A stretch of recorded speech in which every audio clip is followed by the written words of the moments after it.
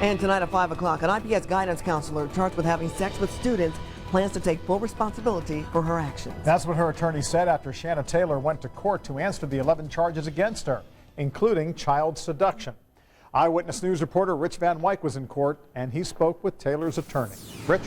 John, from all appearances, the 37-year-old licensed teacher and single mom looked remorseful for the things she's accused of doing.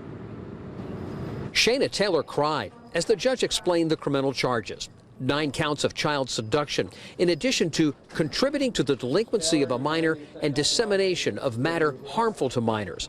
Although she accepted the court-entered plea of not guilty. She takes responsibility for what she's done. Taylor's attorney, Brian Newcomb. It's going to be a balancing act depending upon the accuracy of the charges and what those charges entail with what she has done. IMPD sex crimes detectives claim the guidance counselor engaged in intercourse and other sex acts with 2 of her students, males, both 16 years old at the time. According to the probable cause affidavit, some of the encounters occurred at Longfellow Alternative School, in her office, during school hours. Most, though, occurred in her apartment, car, and an alleged victim's home. One of the teenager's parents alerted the school's vice principal, showing him sexually graphic text and pictures sent by Taylor.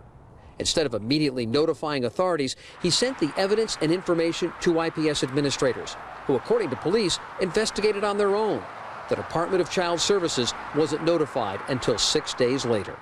Very, very common. John Little represents victims of abuse. He says Indiana's mandatory reporting laws are unusually lenient. Every adult in Indiana is a mandatory reporter of child abuse. If you don't report child abuse in Indiana, it's a B misdemeanor criminally, which is the same as public intoxication. IPS launched an investigation into the reporting process and reminded school leaders to refer to its policies and guidelines that apparently weren't followed.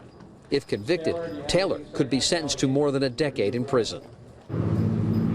The day after hearing the allegations against Taylor, IPS suspended the guidance counselor. They intend to fire her. We are told that her daughter is being cared for by relatives. She is jailed on a $100,000 bond. Back to you.